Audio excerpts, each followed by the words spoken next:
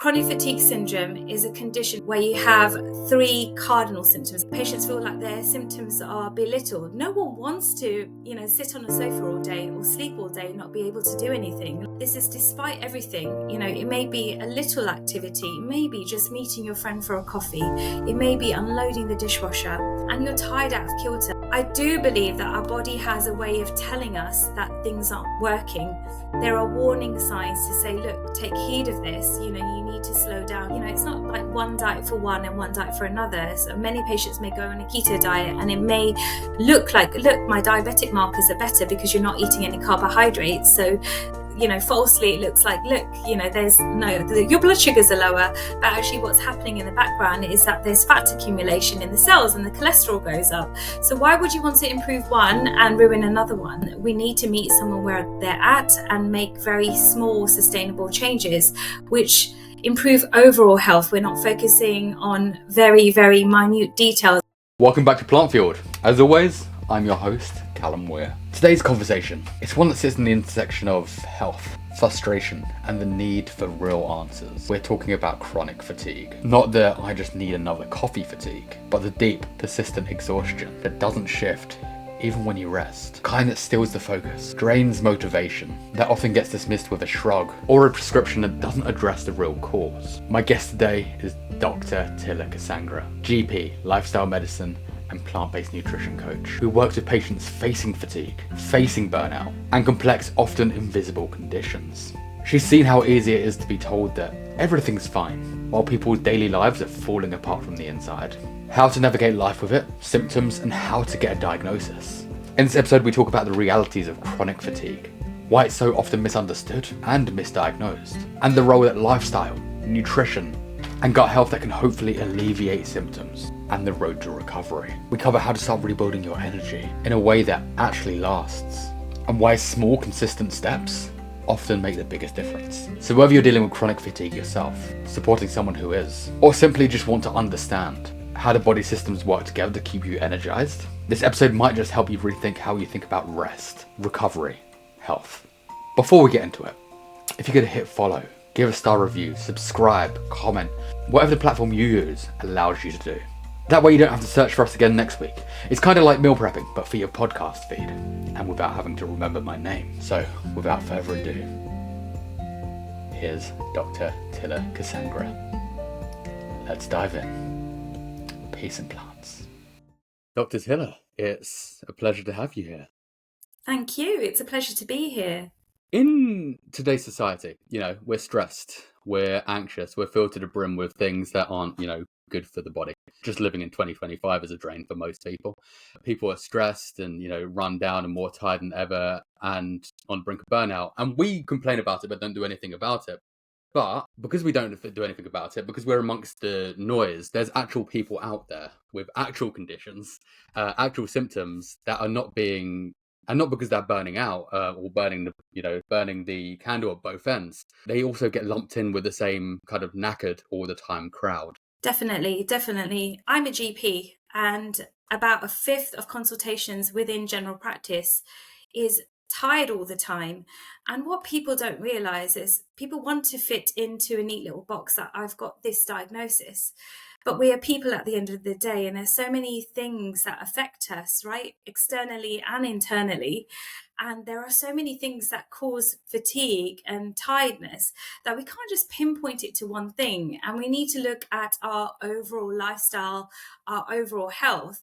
And I hope with this conversation, we can actually make things a bit clearer, make things a bit less confusing. Chronic fatigue, or ME. I would say I have been in the past very ignorant towards it, as I think a lot of people are. I had a friend who had it that was always very run down, spent a lot of time in the house or sleeping and saying she was tired. And, me at 16, 17, put that down to laziness, that she didn't want to come out and hang out. And I also think part of me also romanticized that in some aspects, because I'm like, sleeping all day at that age seemed amazing. However, I think even to this day, I was a 16-year-old thinking that without any knowledge of medical conditions at all. Yet there's so many people out there with those conditions that are probably treated in that way, which is, you're tired. You're run down. Boo-hoo, aren't we all?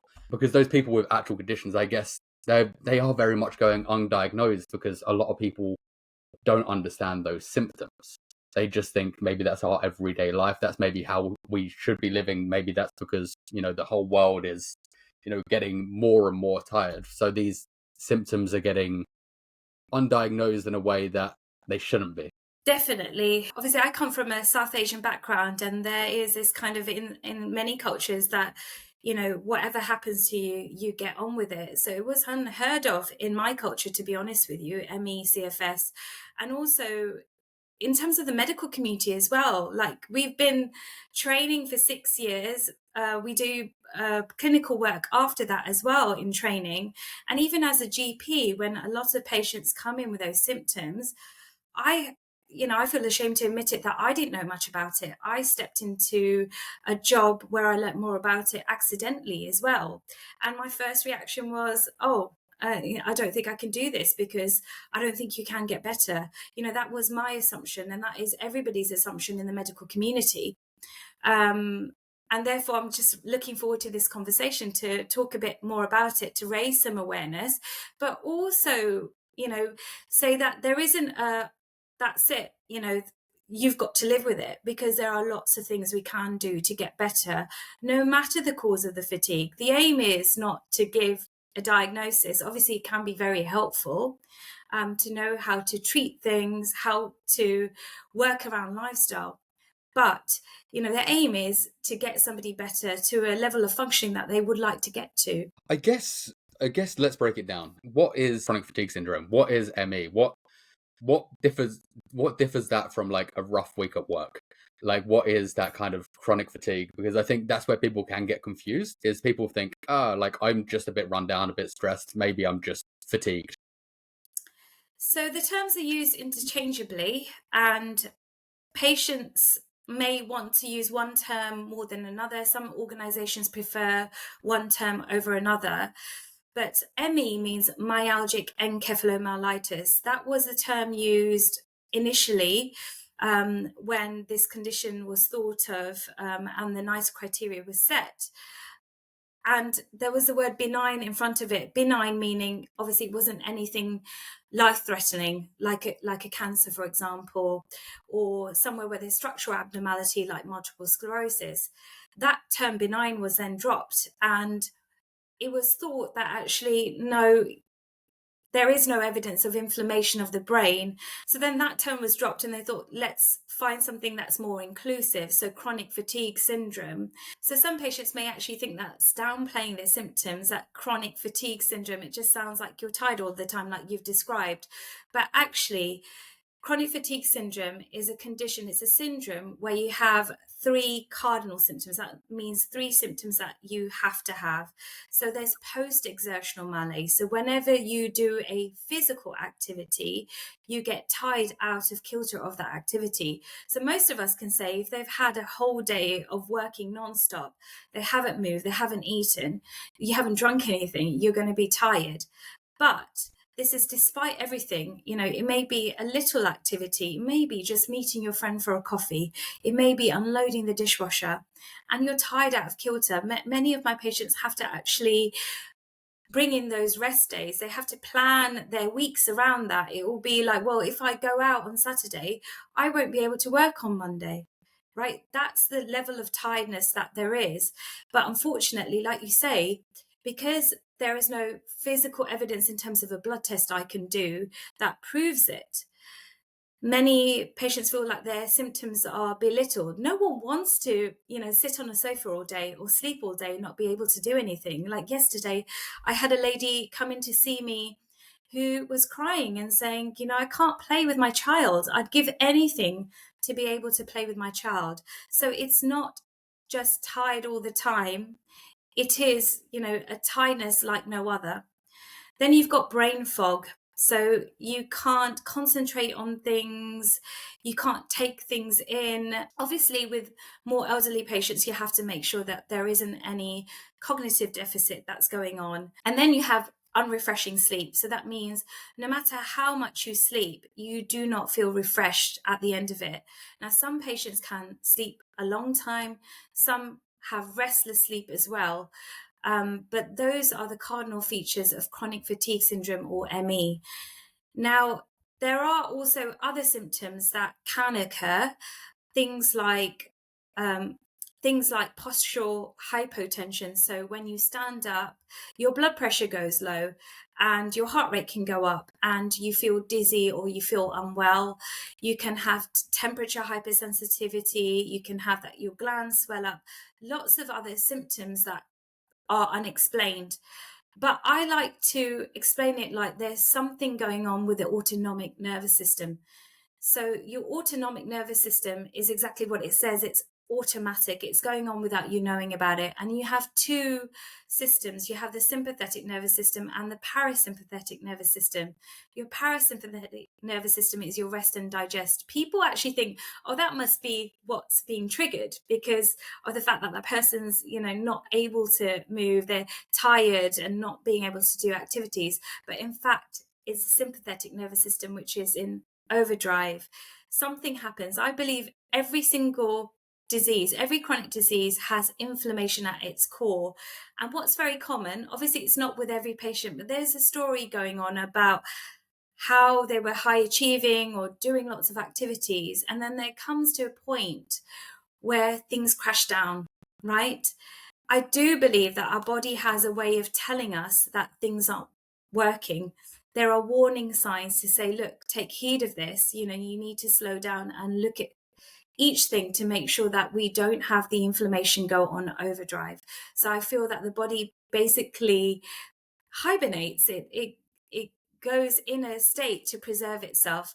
So I always use that as a learning point to how can we move forward from this? Can this just kind of like come on out of nowhere? It's not like you're kind of like born with it, or is it kind of like you can hit 20, for instance, and then your whole body just kind of disrupts and this just suddenly happens to you?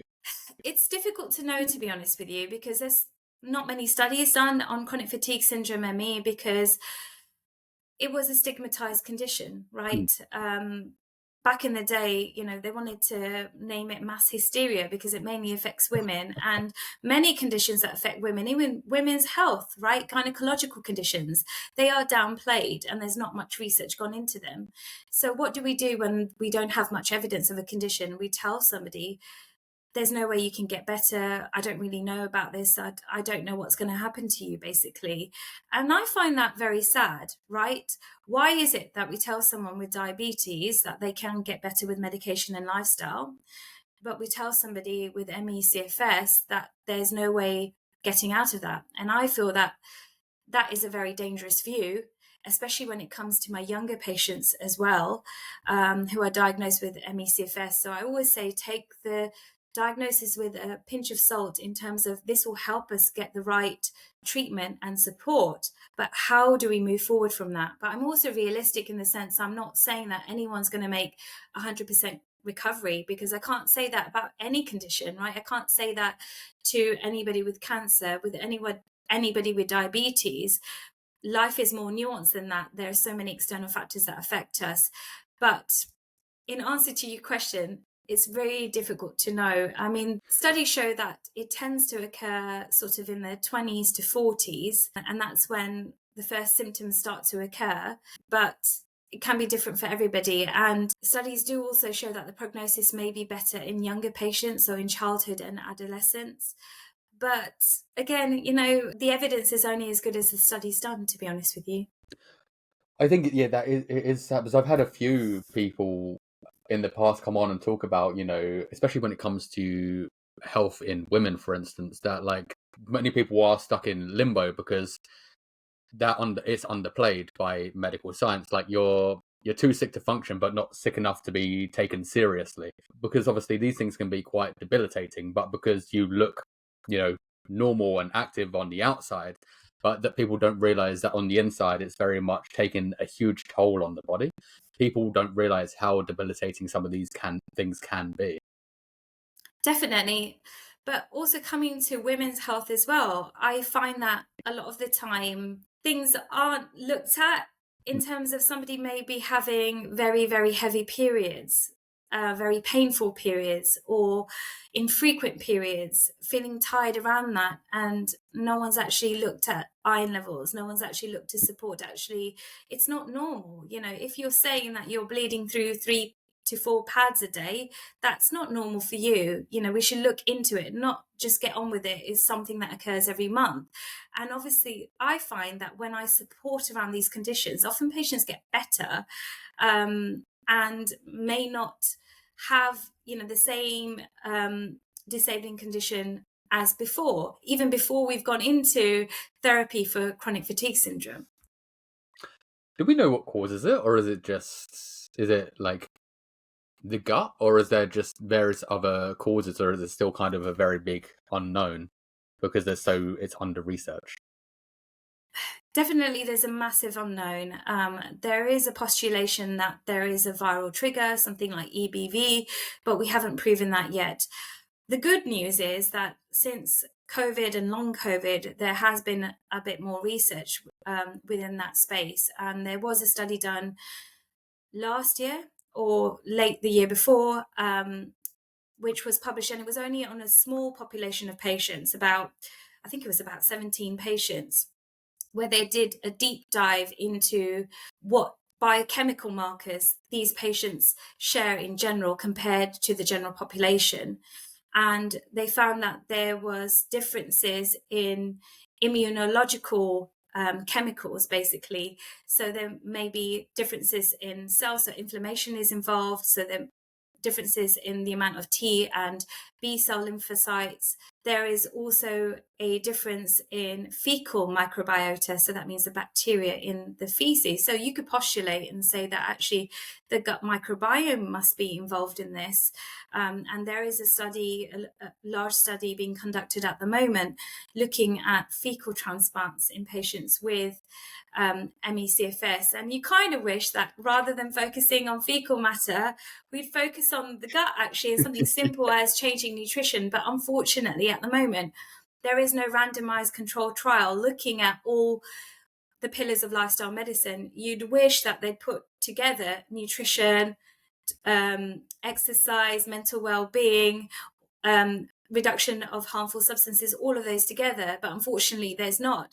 That's why there's no consensus amongst the treatment, and many centres that deal with ME/CFS don't look into nutrition.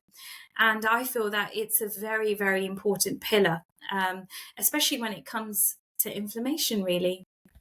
Yeah, I feel like nutrition, or just kind of like the 6 pillars of wellness, basically, are very underlooked by various medical communities as well. Instead, it's very much tablet this, or maybe try this, instead of kind of, we just look at your nutrition and what you're eating, what you're doing, how it's serving your gut. I know it's changing slightly, but I know there's not really too much of an emphasis when studying to become a doctor on the nutrition side of things. It's very small. It's very minuscule in comparison to the actual nutrition that we need for our bodies. Definitely. And look, I see lots of patients on lots of supplements and they don't seem to do anything. Obviously, they're still coming to see me, and you get this kind of hyper fixation into, I must take this, this, and this. And if I eat this, this will cause a problem. And unfortunately, I was one of those GPs. I didn't have much nutrition knowledge at all within my training. And I didn't know what to do. If someone came in to see me with tiredness, literally be the same barrage of blood tests, and I hope their vitamin D level is low, because I need something to say to them.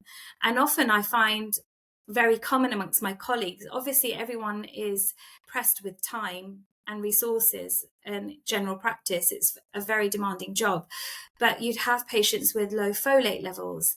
And we know with folate, we should be taking a food first approach as much as we can, unless we've got an underlying condition which makes absorption difficult. But patients are often given folic acid supplements literally within a text message, and then they just don't know what to do. And then afterwards they go, oh, well, yeah, I had that last year and I was given the tablets. I finished the tablets, but I got them for 3 months, but then I just didn't know what to do. So I just assumed carry on. And in that time, the diet's the same, nothing's been impacted in that way. So it would be very, very helpful if doctors and other health professionals were given nutritional knowledge as part of our training. And I know that many organisations are really trying to champion that, like Plant-Based Health Professionals UK. But unfortunately, we live in a very upside down system, and it's hard to actually get back to root cause medicine, like Socrates basically and Thomas Edison have said, unfortunately.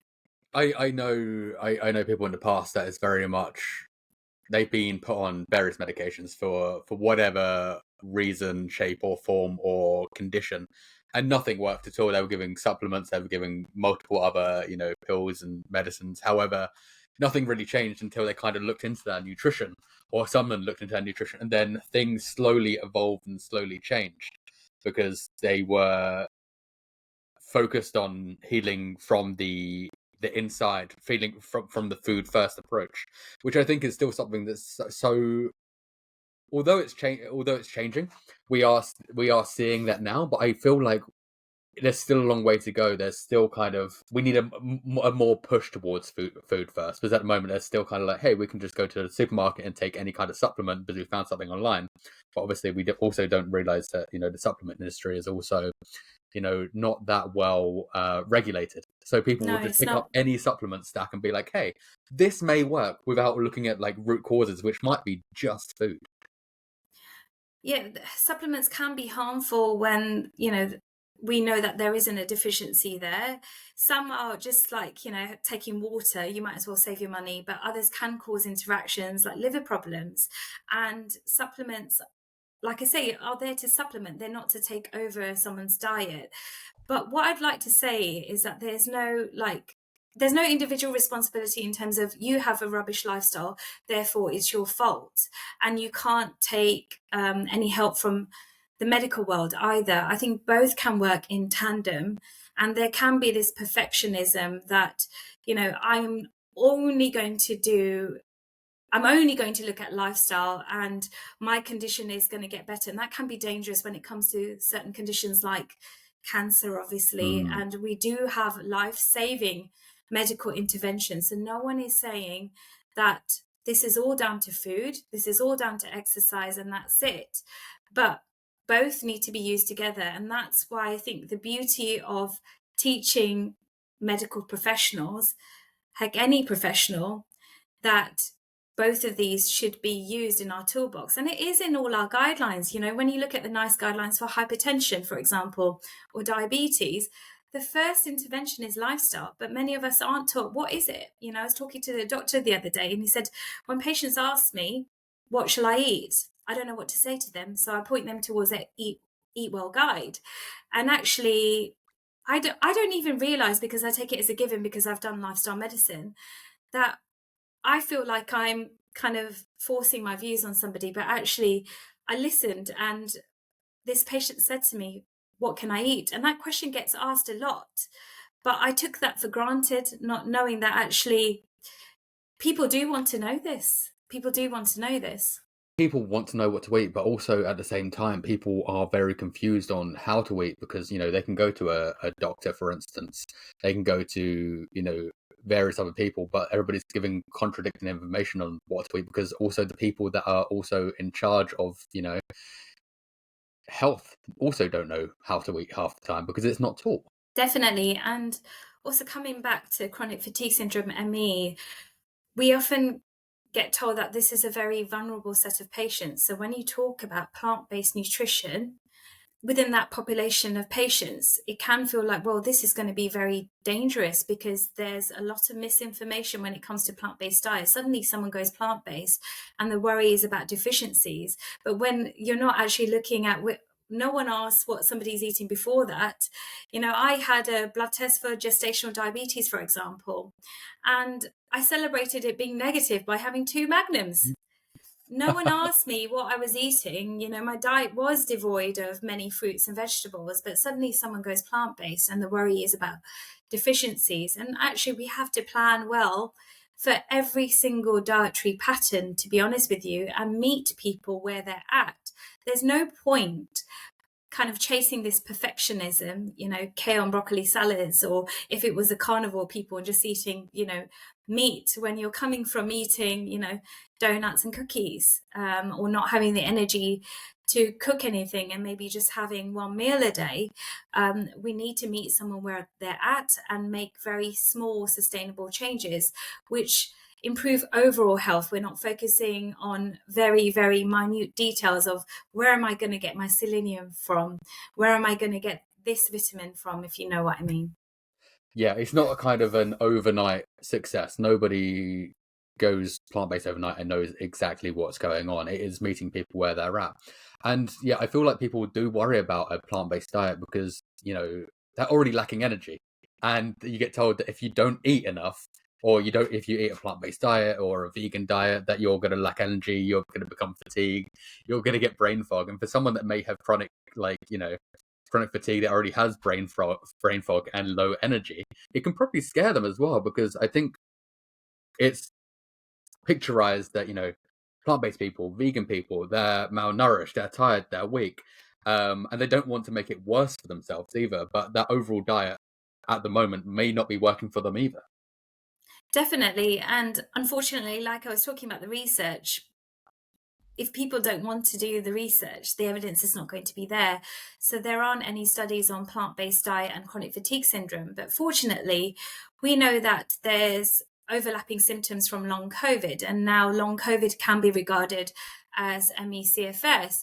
And there have been studies on plant-based diets and COVID, and studies such as the 6-country study show that a more plant-forward diet, having a higher phytochemical score, having more fruits and vegetables in your diet, is protective against having long COVID symptoms, having terrible outcomes such as hospitalization, for example. So we do know that the evidence is there. We just need to do more studies on them. And an overlapping condition is fibromyalgia.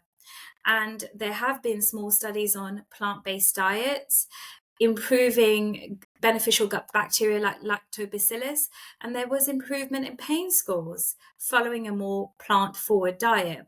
And that's the thing, no one has to be 100%. Why is everyone fearing the extreme when we're not even there, at the middle, to be honest with you? So I do think that there's a long way to come to encourage healthier habits. And I wish that nutrition would be within one of the therapies within ME/CFS, or just fatigue in general, or any condition, to be honest with you. Although there's no studies on obviously chronic fatigue and plant-based diets, however, there's various other studies on various other illnesses and plant-based diets, and we don't say that not everything's going to work for everyone, but there's kind of an overlap in healthier diets, whether that just be plant predominant, have been healthier and help reduce causes of various different diets. So there's a strong correlation between various different dietary aspects and illnesses in general. But obviously, until the studies are there, I guess it's hard to say. But with the health outcomes for various different illnesses and diseases being more towards a plant-based diet, that's not to say that this couldn't have a helpful impact on your gut, on your symptoms. Yeah, and our health is not static, and that's what I like to say to my patients, is that obviously they may not have a condition at the moment, but we want to prevent any from happening in the future, such as diabetes, high cholesterol, and heart disease.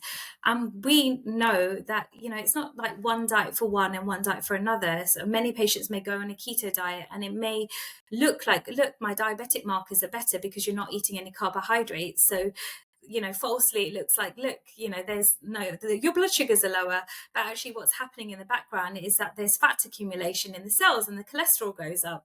So why would you want to improve one and ruin another one? So we want to look at something that is good for overall health, and we do have lots of studies. There's a consensus that more plant-forward diets are good for every single condition. And I like to counsel my patients. So I will ask them a lifestyle history at the beginning. And I will mention that it's just a snapshot. I just want to see where they're at. And there's no judgment here. I like to do blood tests because you can see patterns emerge about overall health. And that helps me explain everything in tandem. So a common pattern I see are low folate levels. and then you see that cholesterol is high, or you see HbA1c, which is a marker of sugar levels over the last 3 months, may be raised. You may also see that there are certain liver functions which are raised, such as the ALT, and that in isolation, obviously we need to investigate for other causes, but often that shows that there may be some fatty liver disease occurring. I know it's called Masl's now, and I won't pronounce it. But then that helps me explain what's going on. It helps me explain the concept of insulin resistance. That is more nuanced, and everyone knows that sugar is bad. Everyone demonizes sugar, but food is not as simple as that's that's a carbohydrate, that's a protein, that's a fat. It's always packaged, right?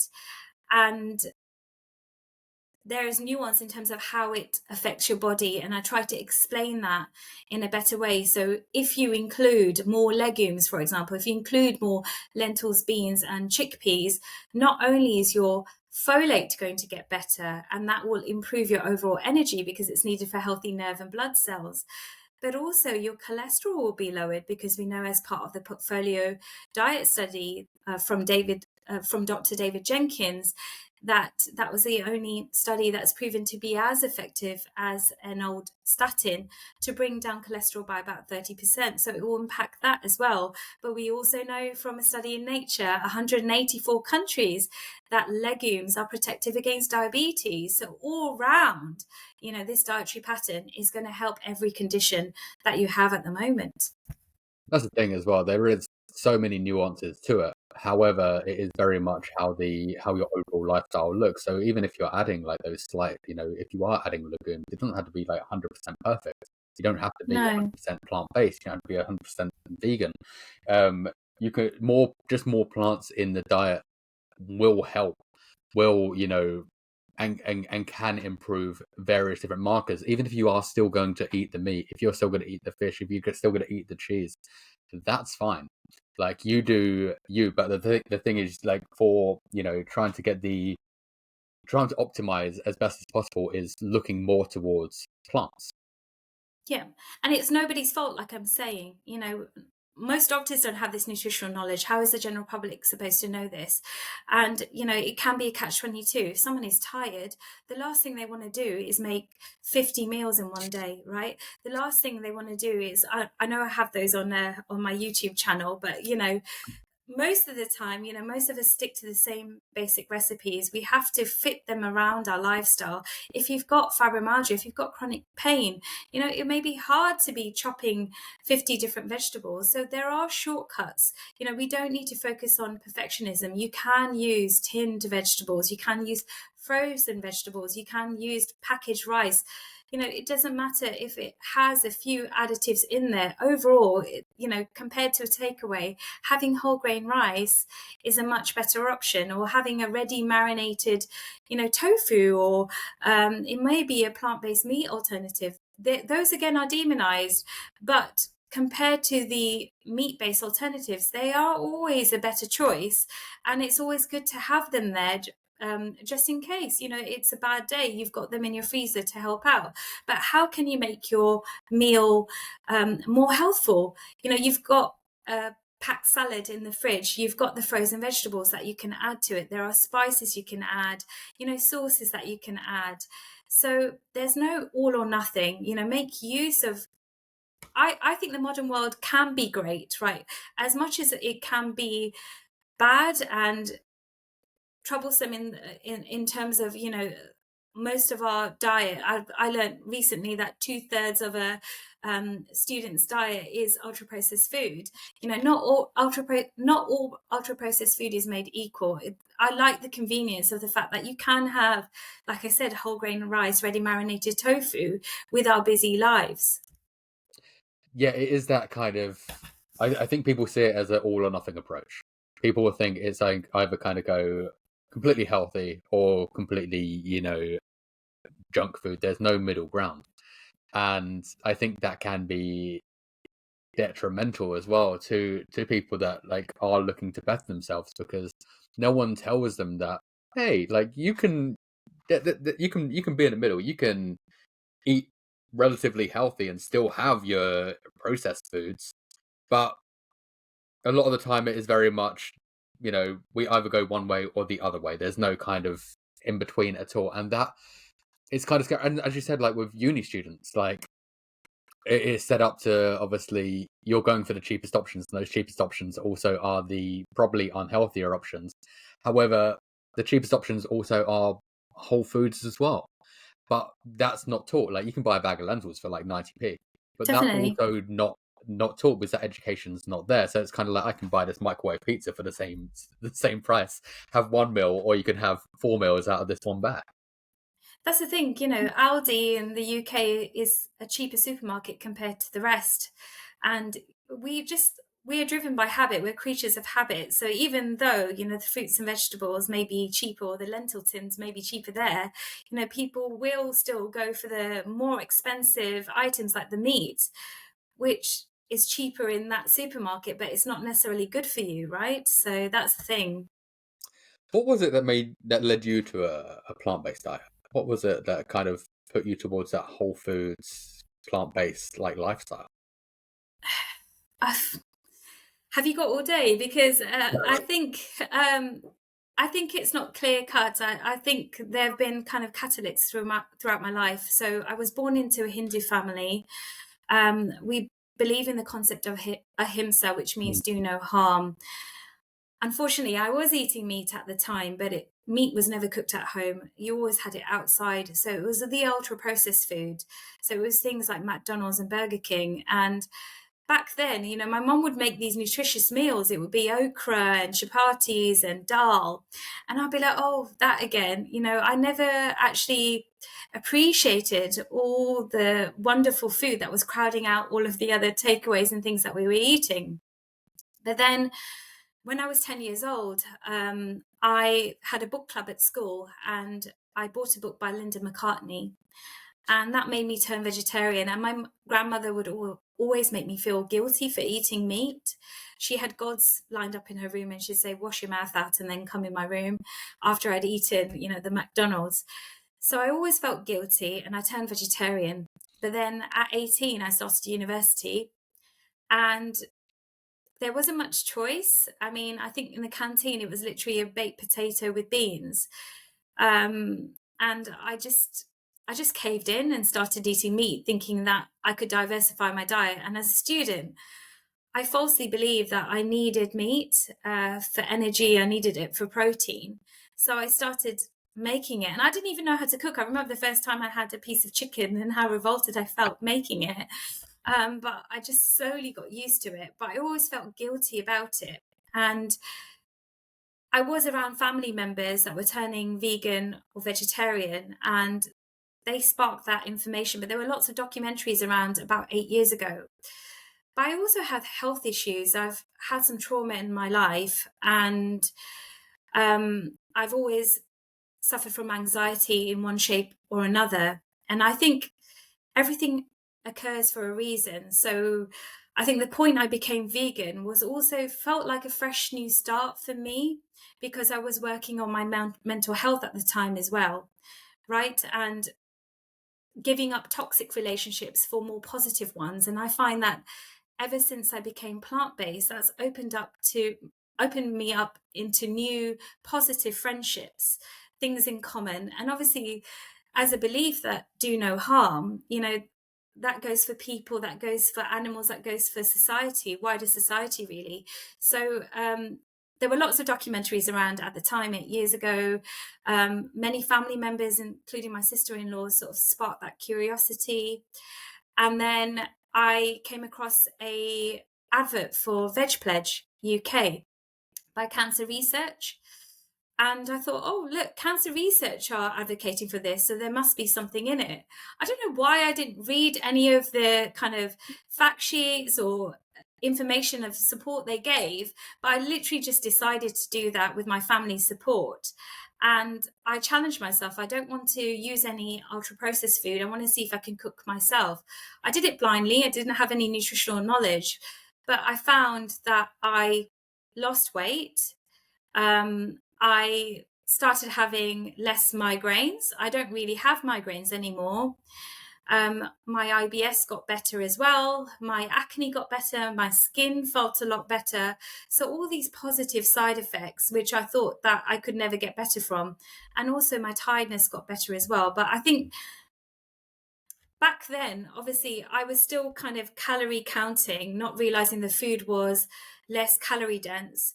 So I did learn more and more how to fuel that right. And there was a point where I thought, oh no, shall I give this up? Am I doing the right thing? Because do I need protein from meat? Shall I go back to just eating chicken or fish because they're less harmful to the environment? Because I think we'll all go through that. my main thing was the environment, but luckily I just carried on and learned how to do it. And I think I became more kind of like when COVID hit, I was kind of like, oh no, sod it, I'm just going to have all these kind of ultra processed foods. I'm not saying that they don't have a place, like I said before, they do, but most of my calories were coming from there. So I did gain a bit of weight. I did feel a bit worse. But then my mum got a lung cancer diagnosis, a precancerous lesion, and that kind of spurred me on to kind of look at how I can do this in a healthful way.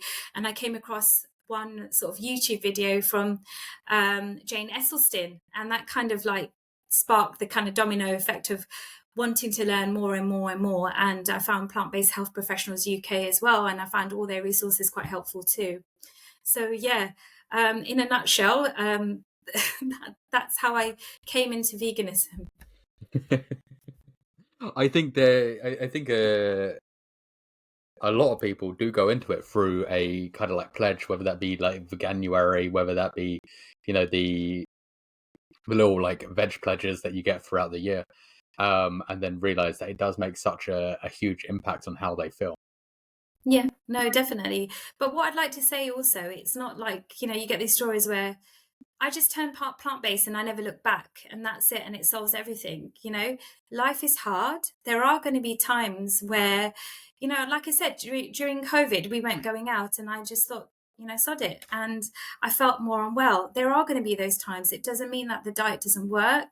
But also, it's not the solver of all ills. We have to take everything into account, our social circumstances, our stresses, for example, who we're friends with, what we say no to, our boundaries. All of those things are important. It's not just, look, if you turn plant-based, that's it, everything's solved. That's not what we're saying. I think that's where it gets misconstrued sometimes as well, is the fact that people are like, if you go plant-based, it's going to solve everything. It's going to, solve your health issues. It's going to solve your mind issues. It's going to solve your mental health. It's going to solve everything, this, and this. I'm like, it's not. Like, a lot of these things, yes, it can help. It can help alleviate. And yes, some things it can reverse. But it's also not therapy. Like, there's also other things that you need to, put into your life and like, implement for it to take effect. Like, plants are great, but plants aren't going to fix your whole entire life. But I think there's a lot of people that do say that if you eat this, and this, it's going to change your whole entire world. Like, your outside, your outside like stressors are still going to be there. Like, if you've got like a bad relationship, for instance, with people, that's still going to be there, even if you're eating plants. Like, that hasn't changed. Definitely. And that's why in society also there can be this blame game. Like, you'll have somebody who, is a single parent who is in low income, and the last thing they're going to be thinking about is, am I going to buy a bag of kale? It is kind of, how am I going to feed my kids? How am I going to make sure that I can pay the rent next week? So it's very, very nuanced, but all of these things feed back from each other. So we know that when we've eaten well, we're going to sleep well, and that affects our food choices the next day, but it's also going to affect our mental well-being. And I feel that when people sustain habits, it's often done in a stepwise approach. It's never done like, not many people can say that they just change everything overnight. So with my patients, I do focus on what's the one thing that we can try now. We've got all those stresses occurring right now.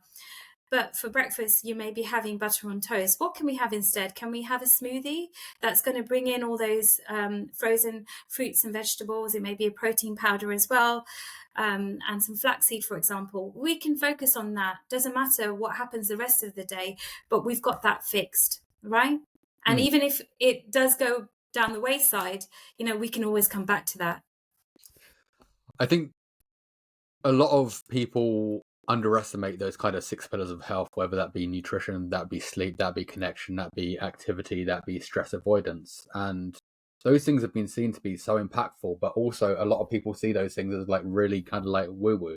People are like, oh, why do I need to do all that? Like those things altogether, even if you're doing a few of them and not all of them, are going to be so much more impactful.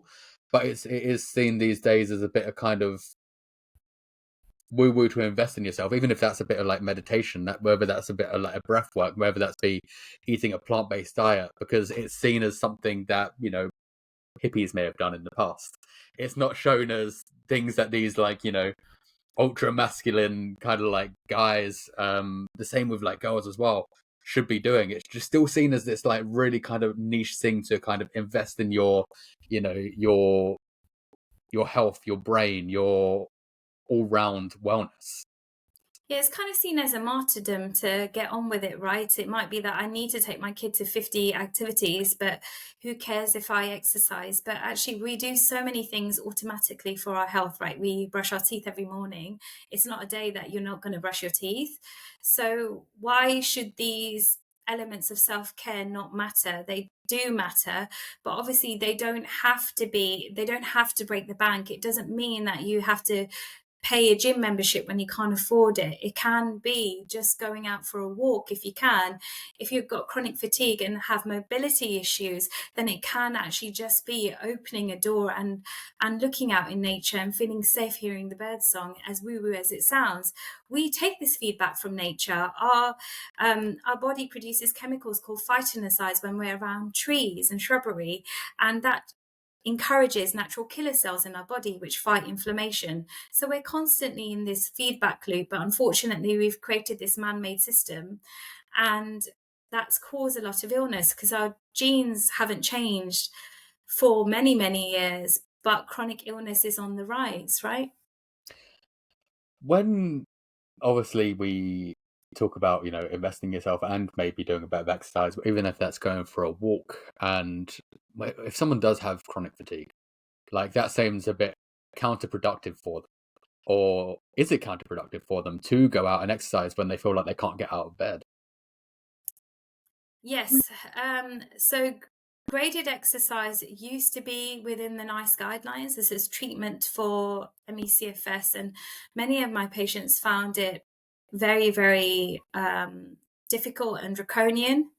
Obviously, we can't take a cookie cutter approach with anybody. You can't say that by X amount of time you should have done this much activity. We're all different. So now the focus is on meeting someone where they're at to make gradual changes. There's less of a sort of emphasis on the exercise as a treatment. I do think that we need to have a middle ground here, to be honest with you. But there is more emphasis on pacing activities. So looking at that, we get this kind of boom and bust cycle where somebody, when they feel their greatest, can do lots and lots of activity, they're booming, but then suddenly crash. So we want to make sure that we don't get those two extremes and take a stepwise approach to conserve energy. But that doesn't mean staying where you are, but moving forward, but doing it gently, basically. Yeah, I think that's very much kind of like the same with a lot of things. It's just meeting people where they are. Not everybody has the ability to go and do things, but there's small little things that we can implement into our day.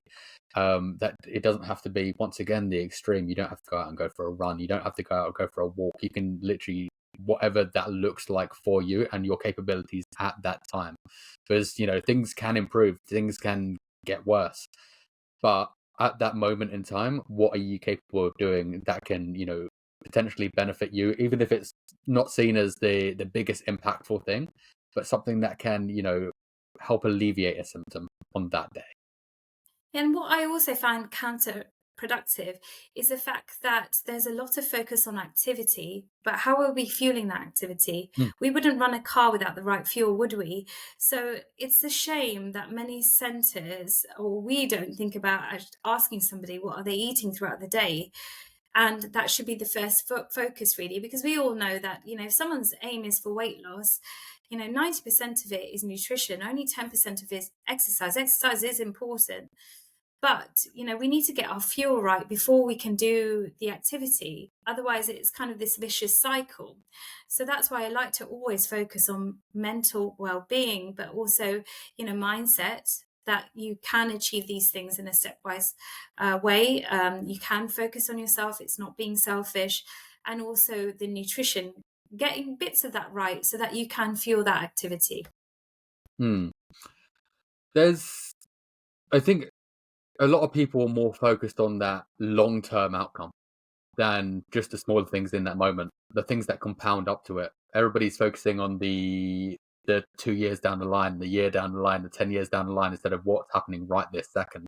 What can I do right this second? We forget that, like, all these things that we can be grateful for, these things that, even if that is going into the back garden and breathing some air, we forget because we're just always focused on that long term, the long term victory. Am I going to get out of this? Am I going to, get better? Like, that's long term, and that could take a year, that could take 5 years, but we don't ever focus on the now. Definitely, and I see this a lot with my patients as well, is the focus on what the outcome is, and the outcome can seem really overwhelming when it comes to their mental health and where they want to be, when it comes to their nutrition, for example, or exercise. But like you say, that compound effect is very important. So I always try and say, as hard as it seems, try and take the outcome away, because when you take the outcome away, you're less focused on this catch-22 of there's no point me doing it because I can't see X and Y, because often positive changes are very subtle. They are very subtle. Like, I'll give you an example, is that, we have trillions of bacteria in our gut that feed off of fiber from whole plant foods to make short chain fatty acids, which protect us against everything. And often if someone's focused on, I want to get my cholesterol down, they're not going to see it next week. The blood takes time to turn over. But what's the first outcome? The first outcome is, I feel like I've got more energy. I feel like, my sleep is better. So focusing on those compound effects, but the only way you're going to know that is if you keep a diary of it. I'm not saying everyone needs to sit there with a gratitude diary, but just being cognizant of, actually, we are wired, right, to focus on the negative. That's a survival instinct. But if we can focus on, actually, there were 3 things that were very positive today. Actually, I was able to get out my chair without any pain today. That kind of thing can be very impactful for somebody to make long-term gains, and that compound effect be more important than focusing on the outcome, because then many people just tend to give up. It's kind of like, well, it's an all or nothing. If I can't do this right, there's no point me doing it. As a GP, if someone suspects they have, chronic fatigue, and they go to the GP, how do they even go about trying to explain and try to get a diagnosis? Because sometimes you only have 10 minutes, and I know a lot of people can feel, sometimes like they're being dismissed, like they're not being cared about, because they don't have the time to kind of explain. Okay, so what I will say is that many things cause tiredness. So don't just assume that it's, chronic fatigue, or it's just tired all the time and nothing else, because that's when it can become unsafe. I've seen plenty of patients who've got heart disease that have dismissed it themselves, or have been dismissed by health professionals, and actually, it's far down the line and we're treating it. So what I would say is that don't be scared of going to see a trained health professional and explain your symptoms. You can always go on forums, and I can link them, that explain, what the symptoms of chronic fatigue syndrome are. But it's important, it's a diagnosis of exclusion. We need to make sure that there isn't anything else going on, like a thyroid disorder or heart disease, as I mentioned. So it's really important to mention your symptoms, but it's important that you get examined face to face, right? We can't make this diagnosis just from, speaking to someone on the phone, because there might be signs that we miss that you only get from physically examining someone. And then, there are blood tests that we normally do. Like I say, there's no blood test for chronic fatigue syndrome, but we need to make sure that we're impacting everything else. And often, also in women, I think it's really important to keep a diary of your periods. There are some books and resources I will recommend about gynecological health to go in informed about it, because those things can be dismissed. Certain things like iron level can be classed as normal because it's the minimum level, but we know to be in optimal health it should be above 40. But there's lots of things that can cause blood loss, so it's really important that's checked by the health professional. So it's just really important that you don't dismiss the symptoms. Don't worry about being told this is all in your head. Do go and see your GP or other health professional about it and get the necessary investigations. Obviously, the provisions are different in every area, so I can't tell you that you'll get X and Y therapy, because it can be different in other areas. But if your clinician is suspecting ME/CFS, then you can go on the ME Association website, and it does tell you by your area what's your nearest centre for therapy. Yeah, because I'm assuming there's quite a few, conditions, there's quite a few deficiencies, there's quite a few different kind of illnesses that can always kind of present as, you just being a bit more tired, a bit more ill, and it's not always going to be chronic fatigue. For instance, like earlier on this year, I unfortunately contracted typhoid, Oh gosh. which I thought was like an old Yeah. Victorian disease. But that fatigue after that lasted, 3 to 4 months. And I'm assuming it's the same with things like, long COVID. Like you had COVID and you're still recovering after a while, and that's going to really kind of play with your health and how tired you are and how you can do certain things and how you present yourself in life. It doesn't necessarily mean you have this one condition. It just means that there's other factors there. Yeah, but what I say to my patients, my aim is not to give you a label or a diagnosis. My aim is to get you better, right? No matter what form that is. So don't be disappointed if I don't give you that diagnosis. My aim is to get you better. So, a lot of my patients that have diabetes don't believe that that could be causing the tiredness. But actually, if you think about it, you need glucose as an energy source. If you've got insulin resistance, where your hormone insulin isn't able to work properly, is not able to bring glucose in the cells to be used as energy, how are you going to feel? You're going to feel tired, aren't you? Same with sleep apnea, right? Try sleeping with a massive mask there, right? Most people aren't going to Yeah. get a good night's sleep, right? So how do we focus on actually what's causing this? If you've got a very high BMI, how can we impact that to be better so that, we reduce your symptoms? So all of those things are important. So the aim is not a diagnosis if we're not able to do anything with that, right? So the aim is always how to impact someone's health in a positive way. I think there's a good look on you trying to feed someone's gut the best way possible as well. No matter the illness, it's very much we should be looking at gut health. So, what does that kind of look like for somebody? What should somebody be kind of consuming or eating more of to kind of help really boost their gut microbiome to give them the best outcomes?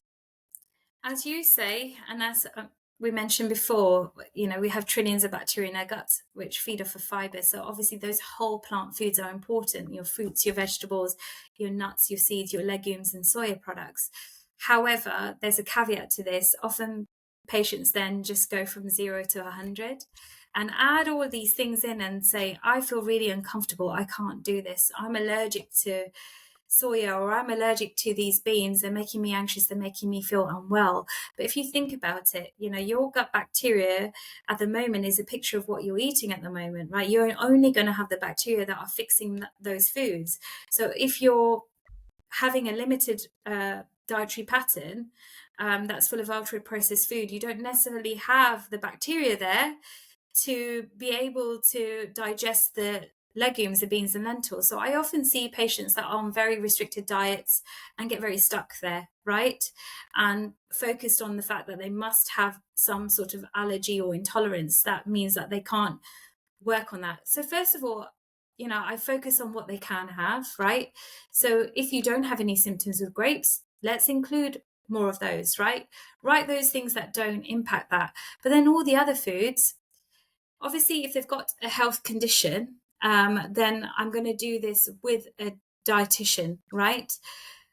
But most of us could add in these things in slowly, right? So it might be that you might have reaction to most beans, but you're okay with edamame beans, or you're okay with tofu because it's a fattier bean, right? It has more protein in it. So adding those in, or smaller beans, or ones that are really, really well cooked, or sprouted ones, because we know that improves the digestibility of them, right? Or they may be soaked overnight, for example. So just making a stepwise approach. We're not aiming to have a 10 bean chili on the first night. We're doing things slowly. I think that is literally it. Is the fact that like if you're gonna start including more fibrous foods, more fruits, vegetables, nuts, and seeds, do it at a good pace, not an overnight thing. If you've been living on crackers and free coffees like every single day, and then you start eating chickpeas, it's gonna be hell. It's gonna be hell for you. Yeah. You need to develop the microbiota there to kind of break down those those foods. You can't just kind of, as you said, like put in like a 10 bean chili and just expect to be absolutely fine. Some people might be, but realistically, putting that much fiber into your diet overnight can be, uncomfortable for the large majority. Yeah, and going back to that kind of all or nothing effect, one of my clients said to me that a really good thing that helps him is to know that effects are temporary, right? So even if you had, there's no good or bad foods, but say you had the alcohol, yeah, and you feel rubbish, right? Knowing that that's going to clear your system in the next 24 hours, and you start again. Start again from the next day, start again from the next meal, right? It's not an all or nothing, and the effects are temporary. I feel bloated, my stomach bloating chickpeas. Am I avoiding chickpeas? No, I just eat them slowly. I know that that's a reaction I'm going to get. It's going to get better the next day. Mm. And I think that's where people do get that confusion as well, was the fact that people will eat like that add chickpeas, that add beans, that add legumes and pulses, and then have that adverse reaction to it, and then completely go the other way and be like, this didn't work for me, so I'm going to try things like keto now instead, and cut everything out.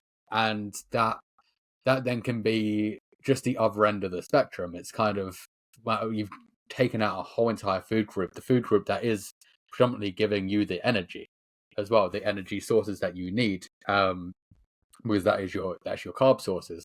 And I'm guessing for somebody that may have, let's say, chronic fatigue, and they are looking to go through a dietary pattern and then go and get scared because they ate a load of beans, it didn't work for them, they got uncomfortable, then they go to keto, which is obviously taking away that energy from them and going fat and protein and nothing else. That can, I'm guessing, be detrimental as well, because they're not fueling themselves properly. Yeah, how you feel is not necessarily an indicator of how healthful you are. That's the thing. Like I say, keto may look good because temporarily you're taking away the foods with fiber in them that, you're learning how to digest. But then what happens internally, cholesterols may go up. And I see that very often. So we need to focus on overall health. Obviously, it can seem quite sexy to have a quick fix, but unfortunately, there's no quick fix out there, and it's our overall dietary pattern, what we do in the long term, that's important. So don't get disheartened that you have to be a certain way at the end of it. Those compounded changes are the most important. Yeah, it is very much, I think with any elimination diet, you're going to feel amazing when you eliminate many things. And this is why I think the carnivore movement does so well, because they've eliminated everything possible that could have been disrupting them. The same with this. It goes the same with like people on a whole foods plant-based diet with like no oils or anything. Like they can feel amazing, but they've also eliminated everything that may have been the issue in the first place. And it's very much the same with like keto and those things. Obviously, there's some studies, or there is various studies with certain dietary patterns, much like a whole foods plant-based diet, knowing to be healthier. However, when we do extreme eliminations, you're going to feel great in the first maybe few months. That's the thing. Look, hyperfixation is not a good thing either. It leads to a negative relationship with food. And coming from someone who had, eating an eating disorder in the past, that's not a good thing either. So we need to have a middle ground, right? we're forgetting the social element as well. That's really, really important. You need to be able to meet your friends and say, you are fully plant-based, then the option may have oil in it. It may be a burger, but what are you doing 90% of the time? 90% of the time it's healthful. So, you can, as long as you don't have symptoms to it and you don't have a condition that gets triggered by this, but you can allow yourself that pleasure of having a more fun food right around your friends, because the social connection is the most important one. And a lot of restaurants now hopefully accommodate for all dietary patterns, so you can still have those connections there. Yeah, you don't have to be that 100% purist where you have to be whole foods, plant based, and then avoid the pizza you want once in a while with your friends. Like, you can go out, you can eat those things, you can enjoy your life at the same time. It's just, yeah, I think there's a lot of purity around it where people are like, it's like of one or the other, that you don't need that 100%. You just need to be that 90%, and the rest will fall into place. Yeah, we need to think what it does for our mental health as well, because most of us can't afford to just do that. Not all of us are at home every single day being able to focus on every single meal, every single bit of exercise. So we need to make it work around our lives. Exactly that. And you've now, or have done for a while, had a YouTube channel which also has an abundance of incredible recipes to look at from as well. Oh, thank you. Yeah, no, my mum was looking at actually through there earlier, trying to pick her brain for something new to eat, and it looks absolutely incredible. So if you do have, if you are inspired to go out and cook, then your channel is definitely something to go look at. Thank you so much. I've That's a big passion of mine because I love cooking. I've come from a cooking background because my family had a catering company when I was younger. But I also kind of felt frustrated as a doctor because there's only so much I can do. I can't coach somebody to better health. And actually, 90% of it comes from the coaching element. It's not that I'm going to give you medication or do a blood test that's going to solve everything. So that's my way of actually getting to the public and having those recipes out there. And actually, I have a funny story. I was working at the chronic fatigue service at UCLH, and I saw a gentleman who's got chronic fatigue syndrome who had really, really bad migraines. He couldn't get out of bed all day, couldn't leave the house. And then I just spoke to him candidly about his diet. And literally, I had a follow-up appointment with him 6 months later, and I tried to call him, didn't answer.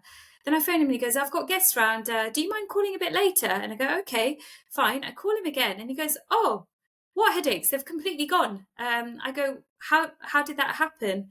And he goes, oh, I just followed every recipe from your website. And he goes, I think I'm going to now tackle my blood pressure that way. And I go, yep, but please see your doctor. Don't just come off the blood pressure medication, So that was an amazing story. So that's how impactful, what we eat can be. Obviously, it's not 100%, but that's why I really enjoy it because, people are watching, people are, making even those small changes. I get people say to me that, look, we're not going to be 100% plant-based, but this has impacted us positively. My children are trying more fruits and vegetables because of this. I think that's the thing as well. Like, you've made it funny, you've made it inviting, you've made it simple, you've made it easy to access for everyone. You haven't made it like some recipes that you get, you need to go to like the Himalayas to find like a certain vegetable that you can only get there. Like, everything is very easily and accessible, and you can get it wherever you are. And it's just easy access for everybody. You don't have to be going out of your way to create something that you have to find in like a whole food shop. It's everything that you can find in your local supermarket.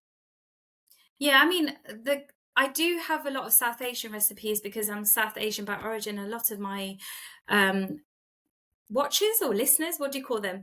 But they want these South Asian recipes, even if they're not South Asian. It's there's not that many recipes out there that are whole food, plant based in that way, and taking familiar recipes but making them healthier. But those spices are available now in a lot of supermarkets, especially if you live in areas like London or are multicultural, like Manchester, for example. But you can buy them online. You can visit a South Asian grocery store, and they do have a lot of those ingredients there. And they, like you say, they're cheap and they keep for ages. So many spices, once you have them, that's it. I use the same spices all the time. They're in my cupboard, same with the lentils. Like I have a variety of lentils that lasts, years. Yeah, I don't know if lentils actually go off. Like I've had the same pack of lentils in the cupboard for years and years and years, and like it was just one big bag that I'm still trying to get through, and they last forever. And some of the cheapest foods on the planet as well, and just so happen to be the healthiest foods on the planet. Yeah. And it's very much able to use them in such a variety of different ways, different recipes that are just so flavorful. Callum, I was telling you in the break before this that I love watching you cut into vegetables, but I'm always curious to know what they go into. So I'd love a series where you're like pressure cooking your lentils, maybe. I do get asked a lot to do various videos of what I'm actually making because people only see me cutting the pepper, the courgette, the everything else, but no one ever sees the end result. I know it's like Bryn from, I don't know if you watch Gavin and Stacey, what happened with Bryn, and I can't remember the other character's name, but that's always a mystery. So it's always a mystery what that watermelon's being used for. So Well, that watermelon was a disaster. was it? I bit into the watermelon, and have you ever had one of those apples where you bite in it? It kind of tastes. It turns into like a dust. It's not a crunchy Yeah. apple or anything. That was that watermelon. I bit into it. I was like, the water's gone from this. It just felt dried out. Oh gosh, all Um, that effort. I know it was very disappointing. That's why I get my mum to cut she always cuts the tropical fruits for me. So, and then she'll bring them in and go, this one's really sweet. There has been a lot of people have been mentioning that a lot of the fruits that I'm not cutting properly, including a pineapple, that apparently I haven't. Well, I know I haven't been cutting them properly. That's the whole point. It infuriates people. That's why, do you notice in my videos, I always have them pre-cut. I will only show maybe one thing that people might not know, but I'm not going to put myself out there. Like, it's already bad enough getting the aunties tell me that I'm not popping mustard seeds properly. So I don't want the judgment about how I cut into a pepper. But although I think I do a good job. I love that so much. Tila, it's been amazing. Thank you so much Thank for being you. here. If people are curious about you, what you do, your YouTube video, your Instagram, or if they can come work with you, where can people find you? So I've got a website. I do individual coaching, and the website is www.plantpromotingdoctor.com. And I've also got a YouTube channel with the same name, at Plant Promoting Doctor, but with underscore between each word. It is linked in my website, and I've also got an Instagram with the same name. Amazing. I'll link everything in the show notes. So Thank you very much. Amazing. Thank you so much for being here. Thank you so much for having me.